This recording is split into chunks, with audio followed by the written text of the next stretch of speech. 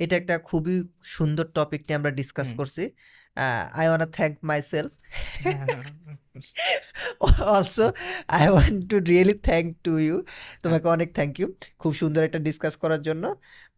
কারণ হচ্ছে এটা আমাদের জন্য খুবই ইম্পর্টেন্ট, কারণ আমাদের দেশে কিন্তু সবার কাছেই অত টাকা নেই। হুম, হুম, হুম। আমাদের দেশে টাকাটা আছে, তবে খুবই অল্প মানুষের কাছে। আর কিন্তু মানি আমাদের তো ম্যাটার্স অ্যাকচুয়ালি। মানি ম্যাটার্স, আমাদের তো হুম। কিন্তু বাট শিক্ষার বা এডুকেশনাল রাইটস তো সবারই আছে, সবার শিক্ষার অধিকার আছে, কেউ কারো শিক্ষা থেকে বঞ্চিত হবে। আর সেই জায়গাতে যেহেতু আমরা বাংলাদেশের নর্মাল একটা ইউনিভার্সিটি থেকে পড়তেও তোমার হচ্ছে মিনিমাম 5 লাখ টাকা তো লাগবেই। হুম।